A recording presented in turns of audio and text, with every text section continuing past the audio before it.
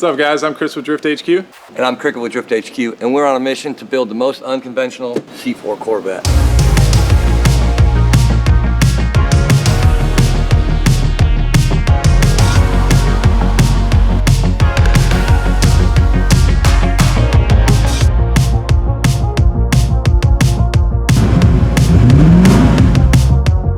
So we picked up this beautiful C4 Corvette, only had 30,000 miles on it. So we're gonna save ourselves a lot of work not having to restore the interior and fix a bunch of stuff that we don't wanna have to deal with. So now we have a good starting platform.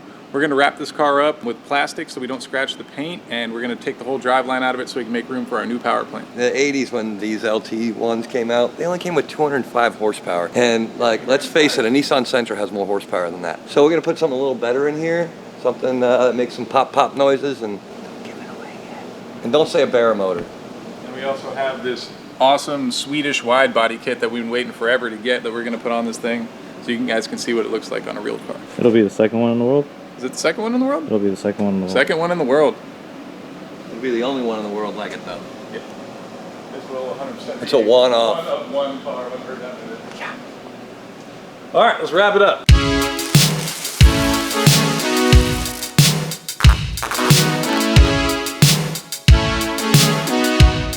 So we're gonna drop the whole driveline through the bottom, but to sandwich our new motor in here, we're gonna have to probably get in there with a cherry picker so Cricket can fabricate up the mounts. So we're taking the whole hood off because obviously this is not only in the way while we're trying to record stuff, but also in the way while we're trying to get in here with the cherry picker. Last thing we wanna do is scratch anything up on this car.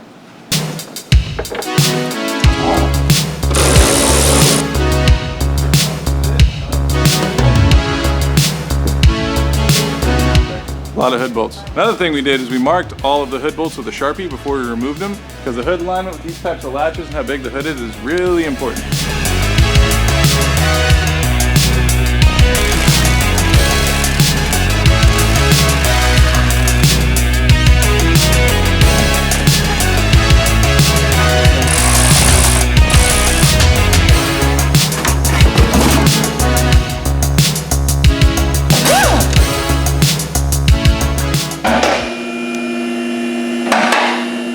We got everything from the top side disconnected, the alternators out of the way, AC compressor and everything. Fortunately, there's no Freon in the system, not that we expect there to be because it's a 1989 with the original compressor. So that was nice, we didn't have to worry about recovering all the Freon. Now we're just gonna check all of our brake lines and everything because we're gonna drop this motor out through the bottom because it's gonna be easier because it has a crossbar on the front that's gonna make it really hard to wedge. And also these things have a torque plate that goes from the side of the transmission all the way to the back where the side of the differential is. So we're gonna have to figure a way to brace all that and also how to build a trans cross member for when we put our new swap in here. So this line crosses all intricately around here and here and here, but that has a disconnect right there.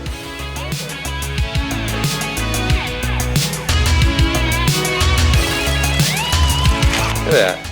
It's like a 30-year-old hose and it's factory fresh. You're a 30-year-old hose. I'm older than 30.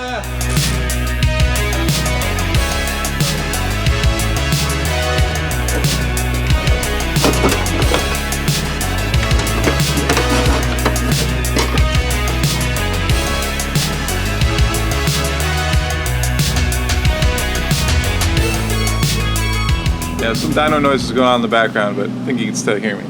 These motors come with these weird torque plates that go from the side of the transmission to the side of the differential.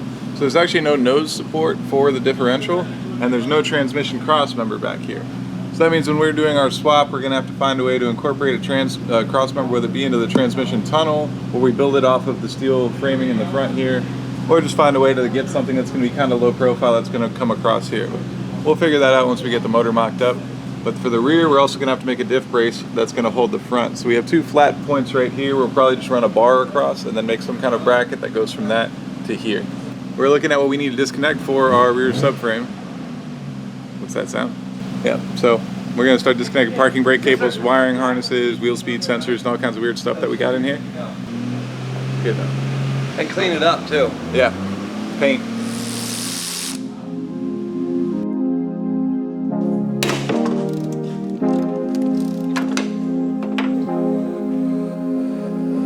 Coming out. Chris is working on the corner over there. We have the rear done. The only thing we have is like a couple bolts left for the diff. Oh, we had to take off the shocks too. He didn't want me to leave them bobby dangling. So I left those in. I'm working on the front suspension now while he finishes removing engine components and wiring harness. And then we're gonna drop this beast out of here. And I'm gonna clean this all up. We're gonna make it nice and pretty. And we were thinking about maybe putting 2 motors in here since there's all this room. Yeah, we could probably fit like an extra SR20 in the front here. Yeah. I bet an LS would fit right there sideways. If you ever blow up a motor in an event, you just fire up the other one and keep going. So what's the motor called? It's a L98. Apparently it's not an LT one, but it's a fuel-injected small block Chevy base. The internet already knew that, so it's fine. It's junk motor, that's why it's coming out. I'm gonna sell it to some nice guy that owns a C4 that wants a 30,000 mile motor. And we're gonna put something way cooler in it. Then we're reading all the comments too, and a couple people are spot on, but everybody else, there's a lot of things that measure 28.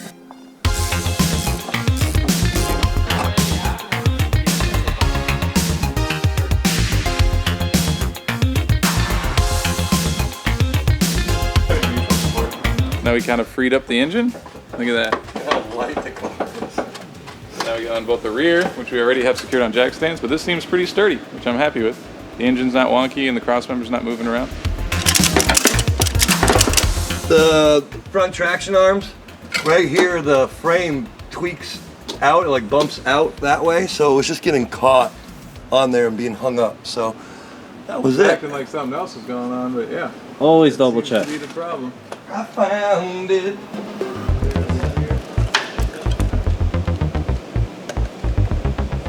So me and Chris are entirely too dirty to get inside of this car. We got Joel on wire duty. There's one connector inside there for the engine harness.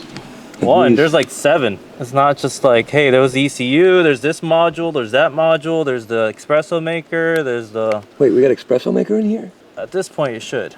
It's for the guy who has to work on this poor bastard.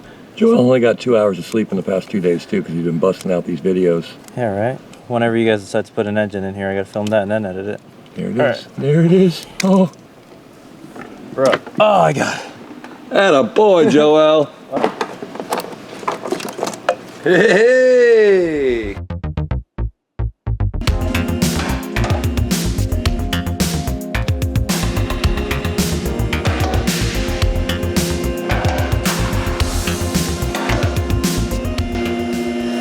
Never again. If we ever do another C4, it's just gonna stay stock and put the Bjork kit on.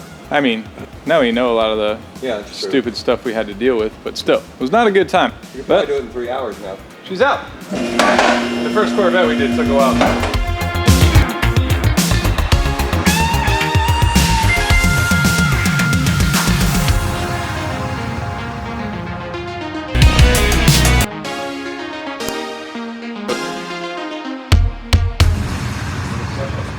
We got a special guest, Emerson.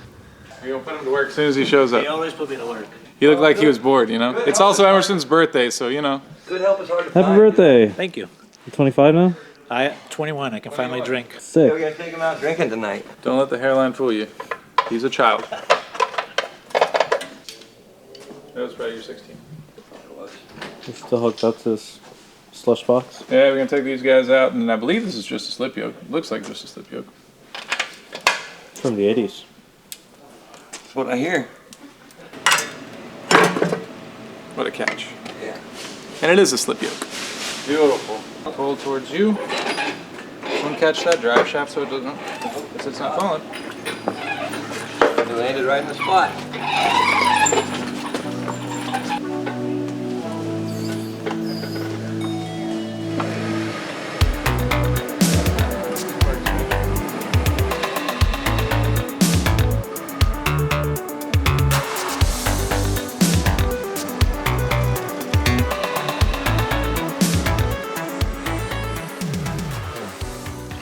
All right, it's that time to reveal what engine is going to be going in the C4 Corvette. So this engine is something that I've had laying around for a while. I got it for what I would consider dirt cheap, but it's a really cool engine that I haven't had an excuse or reason to put in anything, and I feel like this is the perfect scenario. Drum roll. A lot of you guys were close. I saw a lot of JZs, but it's actually an RB. So this particularly is an NA RB25 Neo, but it's not going to be NA. We're going to put a turbo on it.